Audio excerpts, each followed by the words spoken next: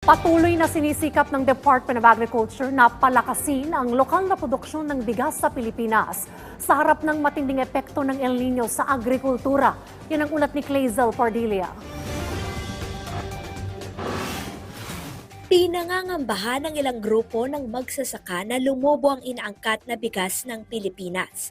Kasunod ito ng taya ng US Department of Agriculture na sinasabing papalo sa higit 4 na milyong metriko toneladang imported rice ang papasok sa bansa ngayong 2024 na magtutulak sa Pilipinas bilang nangungunang rice importer sa mundo. Inaasahan kasi na bababa ang ani dahil sa epekto ng El Nino. We will depend on the security of our supplies, especially rice, on external factors, the goodwill of India, the goodwill of Vietnam. Siyempre, pag gipitan yan, unahin po nila yung kanilang populasyon Where will we be? Aminado ang Department of Agriculture na hindi maiiwasan ang pag-angkat ng bigas. Noong nakaraang taon, nasa 3.6 million metric tons ang dumating na imported rice sa Pilipinas. Kahit may mga projections ang USDA, hindi naman normally nangyayari yung ganun. Again, coming from last year na medyo malaki yung binaba, 300,000 metric tons versus dun sa kanilang original projection. This year, dahil po may El Nino, we're pegging yung ating productivity na a little over or similar to last year. Umabot na sa 1.31 billion pesos ang pinsalang dulot ng El Nino. Pinakaapektado ang mga palayan sa Western Visayas, Zamboanga, Mindoro at Ilocos Region.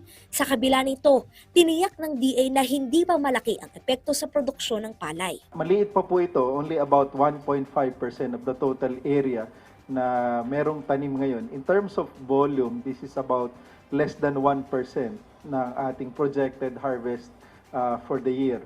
Inaasahang maaabot pa rin ang 20 million metric tons na palay production ngayong taon.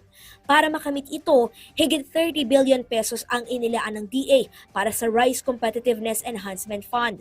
Puspusan ang pamamahagi ng libreng binhi, pataba, makinarya at patubig. Target ng ahensya na itaas sa 97% ang rice self-sufficiency level sa susunod na 5 taon. Ang aim po ng DA is to maximize our productivity.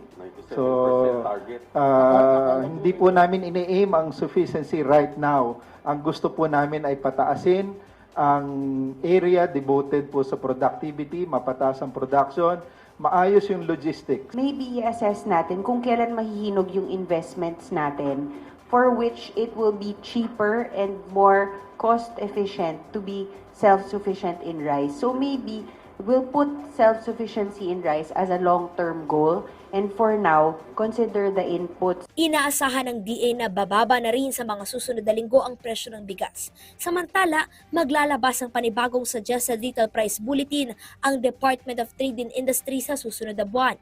45 shelf-keeping units, kabilang ang instant noodles, kape at iba pang produkto, ang inaasahang may price adjustment.